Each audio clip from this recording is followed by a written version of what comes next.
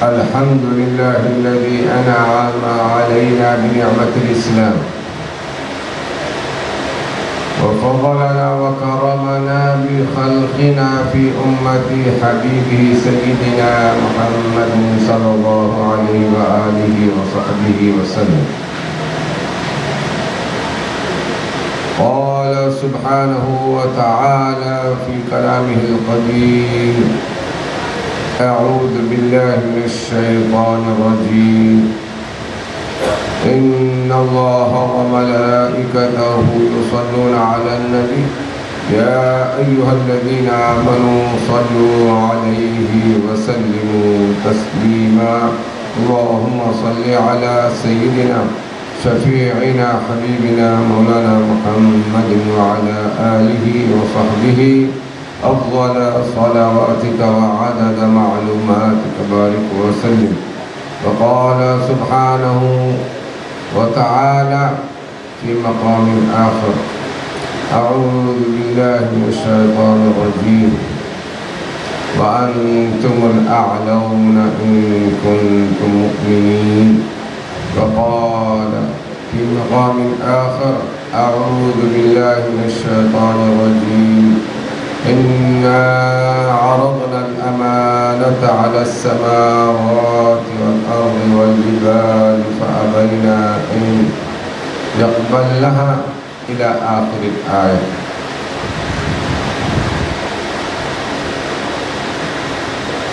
شہنشین پر تشریف فرما، معزز مہمانان کرام و علماء ملت اسلامیہ، شہنشین کے دوسری جانب تشریف فرما بزرگ اور کل کے علماء کرام اور امت اسلامیہ کے علم برداران، اللہ رب العزت کا بڑا فضل اور اس کا احسان عظیم ہم سب مسلمانوں پر ہے کہ اللہ رب العزت نے مسلمانوں کو اس ملک میں مرشد اور قائد بنایا اور ایسی ہستیوں اور شخصیتوں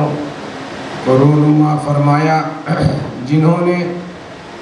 وقتاً فوقتاً نہ صرف امت کی بلکہ انسانیت کی رہنمائی فرمائی، اور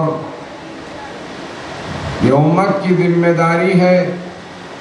امت اسلامیہ کا یہ فرض اولین ہے، اور اس کو برپا کرنے کا مقصد اولین و آخرین ہی یہی ہے کہ یہ انسانیت کی رہنمائی کریں اور انسانیت کو اپنے خالق اللہ رب ذوالجلال سے قریب کرے اور اللہ رب العزت سے جوڑے۔ عزیز طلبہ، میری گفتگو آپ ہی حضرات سے ہے، اور جیسا کہ آپ لوگوں نے سنا کہ احقر کو امانت کا عنوان دیا گیا ہے، اور امانت سے امامت تک کیوں کر ممکن ہے اس کے بارے میں کہنے کے لیے کہا گیا ہے۔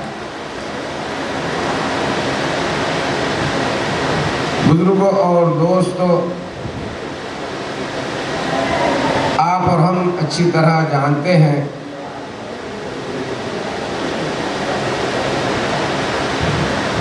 کہ اللہ رب العزت کا ایک نام مومن ہے۔ اللہ رب العزت کا ایک نام مومن ہے، اور مومن کے معنی آپ جانیں گے اور سمجھیں گے تو اس کا مطلب یہ ہوتا ہے کہ من امن خلقہ من الخوف والجوع، کہ مومن کا مطلب معنی یہ ہوتے ہیں کہ جب اللہ رب العزت کا یہ اسم گرامی ہے تو اس کا مطلب یہ ہے کہ اللہ رب العزت مومن یوں ہے کہ وہ اپنی مخلوق کو خوف سے اور بھوک سے محفوظ فرمایا، اور ان دونوں چیزوں کی خوف اور ڈر اور تشویش سے دور رکھنا، یہ اللہ رب العزت کا ایک اسم صفتی المؤمن کے معنی ہے۔ اور اسی مومن سے امانت کا لفظ مشتق ہوا یعنی نکلا۔ اب جو قرآن مجید میں، کیونکہ میرے بعد نمعلوم اور علماء کرام بھی خطاب فرمائیں گے، شاید مجھے 5-7 منٹ کا وقت دیا گیا ہے، لیکن مختصراً میں چند نقاط کے طور پر آپ سے عرض کروں، کیونکہ ایک غیر معمولی عنوان مجھے دیا گیا ہے اور میں منتظمین کا شکر گزار ہوں اور کانفرنس کے برپا کرنے والوں کو میں مبارکباد دیتا ہوں کہ ابھی میں تھوڑی دیر قبل وہاں اسکولی مدارس کے طلباء کے لیے وہاں الگ سے سیشن چل رہا ہے، یہاں اسلامی جامعات اور اداروں کے طلباء کے لیے یہاں کا یہ سیشن رکھا گیا ہے۔ ایک بات ذہن میں آئی کہ میں وہاں دیکھا اسکولی طلباء میں بڑی تعداد میں طلباء وہاں موجود ہیں، اور جب یہ جماعت اسلامی کے ایک شاخ یسیوں کی جانب سے اتنا ایک ریاستی معیار کا ایک اجتماع منعقد ہو رہا ہے، تو میں اپنے ضمیر سے یہاں بیٹھے ہوئے یہ سوچا کہ کیوں اسلامی جامعات اور اداروں کے طلباء میں اتنا جوش و خروش اور اتنی بڑی تعداد میں کیوں موجودگی نظر نہیں آ رہی ہے۔ یہ میرے لیے لمحہ فکر ہے، یہ کیوں کر ایسا ہے اور کیا بات ہے کہ جماعت کی جانب سے ایک وہاں اجلاس بڑے ہی جو ہے نا پرجوش انداز میں اور جو ہے نا بڑے بھاری بھرکم تعداد میں، وہ کہ میرے پاس تعداد کی اہمیت نہیں ہوتی، لیکن پھر بھی تعداد جمہوریت میں ہم جی رہے ہیں تو تعداد بہر صورت ایک اہمیت رکھتی ہے، لیکن یہاں ہمارے اسلامی جامعات کی وہ بڑی نمائندگی اور وہ تمام انداز کا ماحولیات کیوں نظر نہیں آ رہا ہے۔ میں سمجھتا ہوں کہ جماعت اسلامی کے ذمہ دار حضرات اس پر غور فرمائیں، اور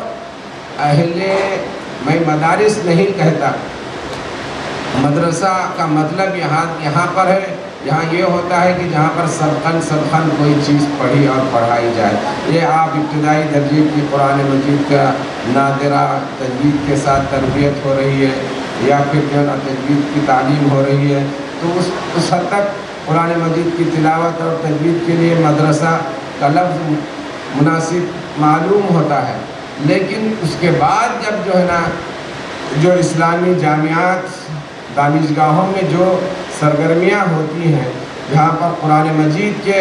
علوم کو سمجھا اور سمجھایا جاتا ہے، حدیث شریف کے علوم کو سمجھا اور سمجھایا جاتا ہے، فقہ اسلامی کے علوم کو سمجھا اور سمجھایا جاتا ہے، اسی طرح سے آقا حضور سیدنا محمد صلی اللہ علیہ وسلم کی سیرت مطہرہ اور تاریخ اسلام کے علوم کو سمجھا اور سمجھایا جاتا ہے، تو ایسے اداروں کو اور ایسے مرکزوں کو آپ جو نا مدرسے کے نام سے معمر نہیں کریں۔ لوگ کر رہے ہیں، کرتے ہیں، لیکن کم از کم ہم علماء کرام میں یہ بات سمجھ میں آنی چاہیے، ہم میں کم از کم یہ تمیز آنی چاہیے، تاکہ طلباء میں بھی یہ ماحول پیدا ہو کہ آخر وہ کس معیار کے انسان ہیں۔ سب سے پہلے آج کے دینی مدارس کے طلباء کے ذہن و دماغ سے جو چیز کو باہر لانی ہے وہ یہ کہ جو مستقبل کے خدشات، مستقبل کے حالات سے نبر آدمہ نہ ہونے کی صلاحیت، جو ان میں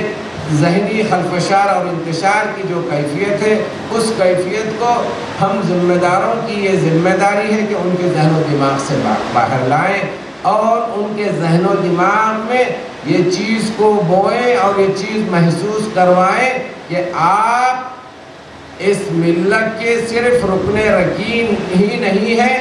بلکہ آپ اس امت کے سربراہ اور مرشد اور ان کے قائد ہونے والے ہیں اور قائد ہیں۔ جب تک ہم اپنے اسلامی جامعات اور طلباء اور معلمین، اور میں معلمین اساتذہ بھی نہیں کہتا، خیر ایک جو ہے نا چھوٹا سا ایک ادارے کی کوشش کی ہے، تو میں جو ہے نا مدرسہ نہیں کہتا، مدرسہ کہتے ہیں تو میں لوگوں کو کہتا ہوں مدرسہ کا مطلب یہ ہوتا ہے کہ جہاں پر سبقاً کوئی چیز کو پڑھا اور پڑھایا جاتا ہے۔ جامعہ میں کوئی چیز سبقاً پڑھائی نہیں جاتی بلکہ علوم کا مطالعہ کروایا جاتا ہے اور اس پر اور ان علوم پر بحث و تنقیح اور تمحیص کا عمل ہوتا ہے اور کروایا جاتا ہے۔ یہ چیز ہم کو محسوس کرنی چاہیے۔ یہ مدرسہ اور جو ہے نا ہماری جو اسلامی جامعات ہیں ان میں جو ہے نا یہ تمیز ہونی چاہیے، اور یہ جو دینی مدرسے کا بھی جو مزاج ہے ہم کو تھوڑا سا جو ہے نا ماحول میں بدلاؤ لانے کی ہے کہ ہم بجائے دین، تو اس کا مطلب ہے کہ کوئی بھی دین ہو سکتا ہے، وہ کہ قرآن مجید نے اس لفظ کو استعمال فرمایا ہے، لیکن اس کے باوجود اگر ہم اپنی جو ہے نا اسلامی دانشگاہوں کو جو ہے نا اسلامی جامعات، اسلامی دانشگاہوں سے خطاب کریں، اسلامی دانشگاہوں کا نام دیں تاکہ طلباء میں خود ابتدائی سے ان کے ذہن و دماغ میں یہ سمجھنے کی کوشش پیدا ہو کہ یہ جو ہے نا اسلامی جامعات کا نام کیا ہے۔ طالب علم جو ہے نا سالوں کی تعلیم کے بعد بھی فارغ ہوتے ہیں، لیکن کبھی وہ کوشش نہیں کرتا کہ یہ مدرسہ کیوں کہا گیا، اس کا معنی و مفہوم کیا ہوتا ہے۔ جب آگے بڑھ بھی جاتے ہیں اور فارغ بھی ہو جاتے ہیں تو کبھی ان کی یہ کوشش نہیں ہوتی کہ بھئی ہم جو ہے نا کوئی درسگاہ یا مدرسے میں نہیں، ہم جو ہے نا اسلامی جامعہ میں کی۔ جیسا کہ یہ جو ہے نا جو ماڈرن ایجوکیشن سسٹم ہے، آپ اس میں دیکھتے ہیں ایک ہے اسکول ہے، اسکول کے بعد پھر ایک تو جو ہے نا اب تو اس میں اور کئی اس کے جو ہے نا آپ کے جو ہے نا آپ کے اسٹیجز ہیں، آپ کہتے ہیں آپ کے جی کہتے ہیں، اس سے پہلے پھر جو ہے نا آپ کے جی سے پہلے آپ کو نرسری ہے، نرسری کے بعد کے جی ہے، کے جی کے بعد آپ کو جو ہے نا آپ کو جو پرائمری ہے، پرائمری کے بعد سیکنڈری ہے، سیکنڈری کے بعد ہائر سیکنڈری کہتے ہیں، پھر اس کے بعد جو ہے نا آپ کے کالج ہے، کالج کے بعد پھر یونیورسٹی کا ماحول بھی آ جاتا ہے، اور یونیورسٹی کا نام عربی زبان میں جامعہ ہے۔ یونیورسٹی کے معنی عربی میں جامعہ کے ہوتے ہیں اور فارسی میں اس کو دانشگاہ کہتے ہیں۔ اب جامعہ کا مطلب کیا ہوتا ہے؟ جامعہ کو جامعہ کیوں کہا جاتا ہے؟ کیونکہ اس میں قرآن مجید، حدیث شریف، فقہ اسلامی، تاریخ اسلام، سیرت سیدنا رسول صلی اللہ علیہ وسلم، پھر اسی طرح سے اب میں نے اپنے جو جامعہ کا کام کا آغاز کیا ہے اس میں آج کے جو ہے نا ہمارے اسلامی جامعات کے فارغین کے سرگرمیاں اور ان کے مزاجوں اور فکری انتشار کو منحوس رکھتے ہوئے احکام تزکیہ اور تصوف کو بھی اس میں شامل کیا ہے۔ ساتھ ساتھ ان میں جو ہے نا زبانیں، جس میں ہم انگریزی کو عربی سے پڑھا رہے ہیں، ساتھ میں فارسی، اردو، ہندی، سنسکرت بھی پڑھا رہے ہیں۔ اگر آپ کے ذہن و دماغ میں یہ بات آئے کہ بھئی ہندی تو خیر ٹھیک ہے ملکی زبان ہے، لیکن سنسکرت کو پڑھانے کا کیا مقصد ہے؟ سنسکرت کو پڑھانے کی وجہ مقصد یہ ہے کہ سنسکرت میں جو پرانی جو ہے نا جو کتابیں ہیں، جو مذہبی کتابیں ہیں، اس میں ان میں خاص طور پر توحید کا ذکر ہے اور بلا کی توحید اس میں ہے۔ اگر ہمارے علماء کرام اگر سنسکرت کی زبان سیکھیں اور سیکھ کر ان کے جو ہے نا مذہبی کتابوں کو سیکھیں، اور یہ جماعت اسلامی کا بڑا اہم مقصد ہے کہ جو ہے نا قوم کے سامنے جو ہے نا اسلام کی حقانیت کو پیش کریں اور قوم کو ان کی زبان میں خطاب کریں، ان کی زبان میں سمجھائیں کہ یہ سنسکرت کی یہ کتاب میں توحید یہ لکھی گئی ہے، اس طرح سے توحید آئی ہے۔ تو بھائیو، بزرگوں اور دوستوں، یہ چند تمہیدی کلمات تھے۔ در حقیقت امانت کا لفظ ہے، اگر میں امانت کا لفظ کی تفسیر اور تشریح نہیں ہو سکتی، لیکن چند لمحات میں جو مجھے وقت دیا گیا ہے میں اس میں آپ کو عرض کروں، اور مختصر طور پر جو ہے کرنے کوشش کی ہے کہ امانت کا مفہوم کیا ہے، کیا ہو سکتا ہے، اس کو سمجھنے کی کوشش جو کیا ہوں اس کو آپ کے سامنے رکھنے کی کوشش کروں، تاکہ ہم مسلمان، پھر مسلمان کے بعد اس سے اعلیٰ معیار کا درجہ علماء کرام، کیونکہ آپ اسلامی دانشگاہوں، اسلامی جامعات کے طلباء ہیں، آج آپ طالب علم ہیں، کل آپ کے ہاتھوں میں امت کی، ملت کی، قوم کی باغ ڈور ہوگی، قوم کی رہنمائی کی ذمہ داری آپ کے کاندھوں پر آئے گی، قوم کو صحیح راہ اور سیدھی راستہ بتلانے کی ذمہ داری آپ کے سپرد ہوگی، تو آپ کو تیار ہونا ہوگا، آپ خود کو تیار کرنا ہوگا کہ کیوں کر آپ جو ہے نا اس قوم و ملت کی صحیح طور پر رہنمائی اور تربیت ہو سکے۔ یہ ملک ہندوستان میں کہتا ہوں اسلام کے لیے انتہائی زرخیز زمین ہے، انتہائی زرخیز زمین ہے، لیکن آج ہم مسلمانوں نے اپنی کوتاہی اور کم علمی اور کم ربانیت، اللہ والا پن نہ ہونے کی وجہ آج ہم اس ملک میں رسوا ہو کر ہیں۔ آج بھی میں یہ بات آپ کے سامنے یہ کہہ سکتا ہوں، اور یقین کے درجے میں آپ کے دل و دماغ تک یہ بات پہنچا سکتا ہوں کہ یہ ملک اسلام کے لیے اتنا زرخیز ہے کہ آج ہم یہ ہندو بھائی اور دیگر مذاہب والے ہم مسلمانوں سے اپنی زبان حال سے یہ کہہ رہے ہیں کہ اے مسلمانوں، تم اگر مسلمان ہو جاؤ گے تو ہم تمہارے گھروں کی دہلیزوں پر اپنے ماتھا ٹیکنے کو فخر محسوس کریں۔ ہمارے جو نا بزرگوں کی بارگاہوں اور ہماری مسجدوں پر تو وہ ماتھا ٹیکتے ہی ہیں۔ اگر آپ کو یقین نہیں آتا ہے اور سمجھ میں نہیں آتا ہے تو آپ میرے ہاں تشریف لائیے، میں آپ کو بتلاؤں گا کہ کتنے ہندو بھائی اور بہنیں شام کے وقت اور صبح کے وقت اپنے نونہالوں کے ساتھ ہماری مسجدوں پہ آتے ہیں اور ہمارے بزرگوں سے اپنے نونہالوں پر دم کرواتے ہیں، کہ آج کے یہ گئے گزرے ماحول میں آج مسلمانوں کا اعتماد اپنے ہندو بھائیوں سے اتنا کم ہو چکا ہے، لیکن اس کے باوجود بھی الحمدللہ یہ کیفیت پورے ملک کے چپے چپے میں جگہ جگہ موجود ہے۔ اور آپ کو اس سے بڑھ کر کیا ہوگا کہ آج بھی یہ ہندو بھائی جب تک وہ اپنا ذبیحہ استعمال نہیں کرتے، جب تک کہ مسلمان اپنے ہاتھ سے ان کے ذبیحے کو جو ہے نا حلال رکھتے۔ تو میرے بھائیوں، بزرگوں اور دوستوں،